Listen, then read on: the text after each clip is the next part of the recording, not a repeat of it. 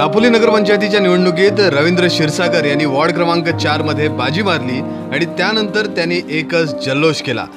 त्यांनी आणि त्यांच्या कार्यकर्त्यांनी मिरवणूक काढत आपला आनंद व्यक्त केला। विकासक हा विकासक असतो, त्याला फक्त आपल्या शहराचा विकास करायचा असतो असं सांगत ज्या पद्धतीने विकासकाचा मुद्दा या निवडणुकीमध्ये उचलला गेला त्याबद्दल रवींद्र क्षीरसागर यांनी नाराजी व्यक्त केली। आत्ताच्या कालच्या निवडणुकीच्या प्रचारामध्ये त्यांचा मेन मुद्दा होता विकासक आणून किंवा बिल्डर आणून तुम्ही काय दापोली विकणार आहे काय। मला हेच पटत नाहीये। विकासकाचा विकासात मोठा भाग आहे तर तो विकण्याचा प्रश्न येतो कुठे। ह्याचा अर्थ काय होतो की दुय्यम भावनेनेच बघितलं जातं ना। विकासाकडे किंवा डेव्हलपरकडे किंवा बिल्डरकडे वेगळा भाव दुजा भाव कसा, तो एक माणूस आहे, त्यालाही संवेद। आता मी स्वतः साधारणपणे ₹5 कोटी रुपयाचा टॅक्स भरतो, 100 लोकांना मी रोजगार देतो, माझा स्वतःचा मी विकास करतो तसा मी लोकांचाही विकास करतोय। असं असताना तो दुजा भाव कशाला। आता जाहीर प्रचार करताना जाहीर होतं की डेव्हलपरना घेऊन किंवा बिल्डरना घेऊन तुम्ही काय दापोली विकणार आहात की काय, हा नसायला पाहिजे। दुसरी गोष्ट माझा अँगलच वेगळा आहे, माझा नगरसेवकाचा दृष्टिकोनच वेगळा आहे। नगरसेवकाने ह्या जो भावनिक गोष्टी आहेत त्या करायला पाहिजे, पण विकासाच्या अँगलमधनं काय काय करता येईल आणि आपल्या पैसे शासनाचे कुठे सेव्ह करता येतील, ते जास्तीत युटिलाइज कसे होतील ते मला खरं बघायचं आणि माझा खरा तो हेतू आहे। दापोली नगरपंचायतीमध्ये स्थानिकांना कॉन्ट्रॅक्ट दिला गेला पाहिजे, त्यामुळे स्थानिकांना रोजगार मिळेल आणि त्याबरोबरच इथे जे बेरोजगार लोक आहेत त्यांना सुद्धा यामध्ये सामावून घेता येईल असं सुद्धा त्यांनी सांगितलं।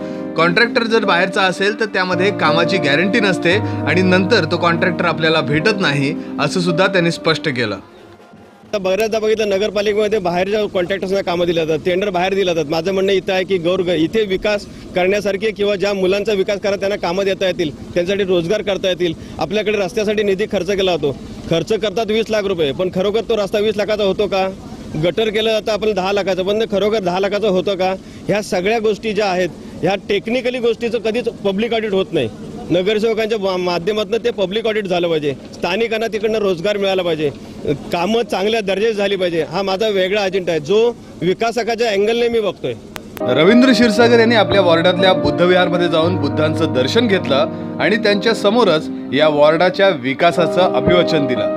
या वॉर्डातल्या ज्या समस्या आहेत ते दूर करण्यासाठी मी प्रामाणिकपणे प्रयत्न करीन असं सुद्धा त्यांनी यावेळेला स्पष्ट केलं। मला मुख्य म्हणजे वॉर्डासाठी करताना बऱ्याचशा टेक्निकल गोष्टी करतात। जिथे मी उभा आहे आता हा रस्ता तुम्ही बघितला, ह्याला कुठंच गटर नाही आहे, हा वरची बुरुडाळी आहे, वरनं जो पाणी येतो हा सगळा रस्त्यातून मधूनच जातो। मला असं वाटतं की हा रस्त्याच्या कडेने गटार झाला नाही तर रस्त्यातनं होईल, त्याच्यावर जाळी टाकता येईल, काही करता येईल, पण पाणी नको का जायला। ह्याच्या पाठीमागे आता हा तेजस राहतो, यांच्या घराच्या पाठीमागे एक मोठा पर्या जातो, हा पर्या बांधला नाही तर पाणी यांच्या दारापर्यंत येते, पाय ठेवायला जागा नाही आहे, पायरी चढू नाही शकत एवढं पाणी येतं, का नाही करू शकत। मला इकडे पहिली गोष्ट म्हणजे जी इन्फ्रास्ट्रक्चर आहे त्याचा खूपच अभाव वाटतोय, तो मला करावा असं वाटतं इकडे। दुसरी गोष्ट इथं तरुण बेरोजगार मुलं बरीच आहेत या माझ्या वॉर्डात, तर मला असं वाटतं की नगरपंचायतनं आपण जे मोठं काम येतं, आता मॅडमना माहिती असेल, मॅडमने बऱ्याच वर्ष केलेलं आहे। आता मला नगरपालिकेचं नेमकी प्रोसिजर माहीत नाही, पण मी लवकरच समजून घेईन।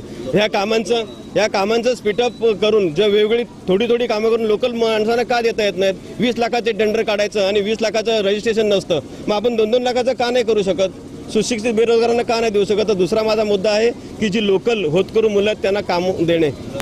मला दापोली शहराचा विकास करायचा आहे आणि तो प्रामाणिकपणे करायचा आहे असं सांगत दापोली नगरपंचायतीमध्ये होत असलेला भ्रष्टाचार मला थांबवायचा आहे असं सुद्धा त्यांनी सांगितलं। नगरपालिकेमध्ये जो भ्रष्टाचार चाललाय त्याची साफसफाई करणं।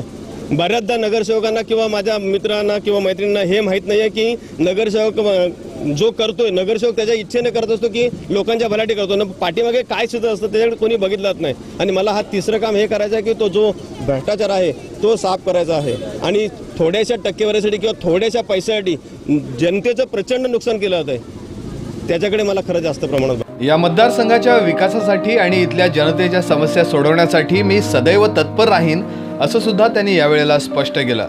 या वॉर्डामध्ये माझे जेवढे मतदार आहेत, या वॉर्डामध्ये माझे जेवढे नागरिक आहेत त्या सगळ्यांसाठी मी कायम उपलब्ध असणार आहे। माझ्या वॉर्डातल्या प्रत्येक घरामध्ये भेट देऊन त्यांना मी माझा नंबर देणार आहे असंही त्यांनी सांगितलं। माझे मतदार आहेत सगळे, मी सगळ्यांना एवढं सांगणार, मी सगळ्या घरात जाणार आहे, माझ्या प्रत्येक घराला मी माझं कार्ड लावणार आहे, माझे फोन नंबर लावणार आहे तिकडे।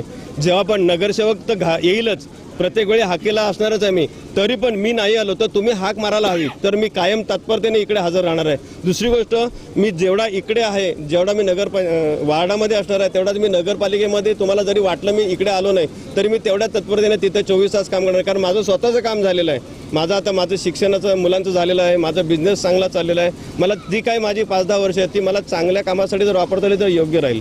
आणि मी माझ्या प्रत्येक मतदारांना आवाहन करतो की जेव्हा पण रात्री अपरात्री कधी पण जेव्हा गरज लागेल तेव्हा क्षीरसागर हजर असतील, एवढं नक्की. रवींद्र क्षीरसागर यांच्या रूपानं आम्हाला चांगला नगरसेवक मिळाला आहे आणि त्यांच्या माध्यमातून आमच्या वॉर्डाचा विकास होईल अशी आशा इथल्या लोकांनी व्यक्त केली आहे. माय कोकण, दापोली.